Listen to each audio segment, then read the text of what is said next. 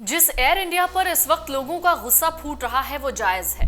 कई बार air India का management और उसकी सुविधाओं पर सवाल उठे हैं, लेकिन क्या इस बीच आप एयर इंडिया का ब्लैक एंड व्हाइट इतिहास नहीं जानना चाहेंगे? एयर इंडिया के इतिहास की बात करें तो इसकी शुरुआत अप्रैल 1932 में हुई। एयर इंडिया की स्थापना उद्योगपति जे.आर.डी. टाटा ने की। उस वक्त नाम टाटा एयरलाइंस हुआ करता था। जे.आर.डी. टाटा ने महज 15 साल की उम्र में साल 1919 में पहली बार शौकिया तौर पर हवाई जहाज उड़ाया, लेकिन शौक जुनून बन गया और जे.आर.डी. टाटा ने अपने पायलट का लाइसेंस ले लिया।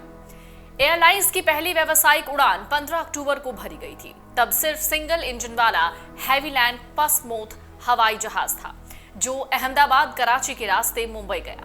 जानकर आपको हैरानी होगी कि प्लेन में उस वक्त एक भी ट्रैवलर यानी यात्री नहीं था, बल्कि 25 किलो चिट्ठियां थी।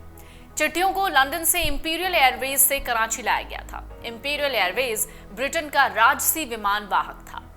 इसके बाद साल 1933 की बात करें तो उस दौरान टाटा एयरलाइंस ने यात्रियों को लेकर पहली उड़ान भरी।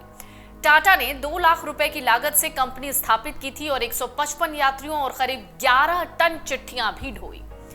एयर इंडिया उस वक्त टाटा एयरलाइंस हुआ करता था, जिसने इसके बाद लगातार चिट्ठियां पहुंचाने का काम किया। पूरी तरह भारतीय एयरलाइंस होने के नाते उस वक्त की अंग्रेजी हुकूमत ने एयरलाइंस को कोई आर्थिक मदद भी नहीं दी।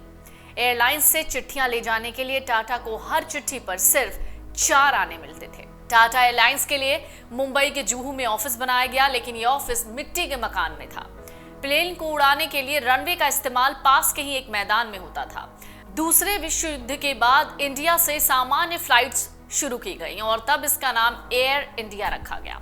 सार्वजनिक क्षेत्र की कंपनी बनाया गया। साल 1947 में आजादी के बाद एक नेशनल एयरलाइंस की जरूरत थी। भारत सरकार ने एयर इंडिया में 49% हिस्सेदारी अधिग्रहण कर ली। इसके बाद 1953 में भारत सरकार ने एयर कॉरपोरेशन एक्ट पास किया और टाटा ग्रुप से इस कंपनी में बहुलांश हिस्सेदारी खरीद ली।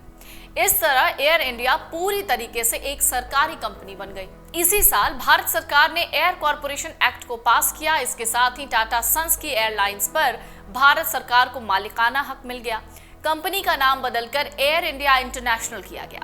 अगले 1977 तक जे.आर.डी. टाटा इसके चेयरमैन थे। आधिकारिक तौर पर जे.आर.डी. टाटा ने इस एयरलाइंस की शुरुआत अप्रैल 1932 में की। वो खुद देश के पहले कमर्शियल पायलट थे।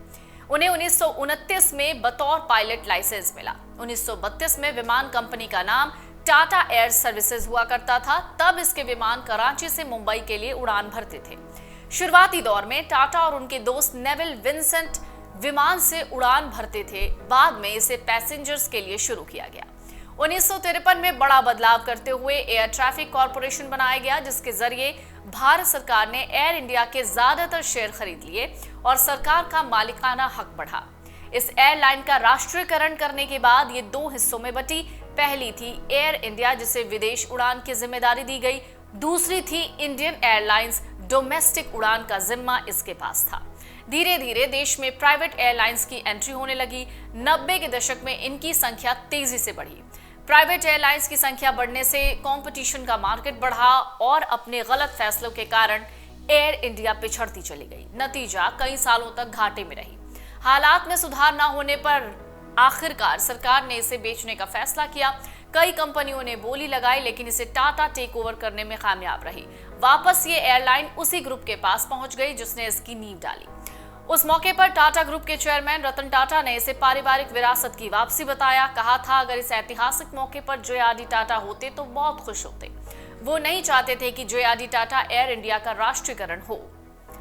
एयर इंडिया का लोगो अगर आप देखेंगे तो ये लाल रंग का उड़ता हुआ हंस है। इसमें नारंगी में कोणार्क चक्र है। प्लेन के पिछले हिस्से पर यानी जो टेल है वहां पर लोगो है, यानी इसी टेल पर लोगो को जगह दी गई है। कंपनी का शुभंकर महाराजा पहली बार 1946 में दिखा था। ये एयरलाइन की खास पहचान रहा।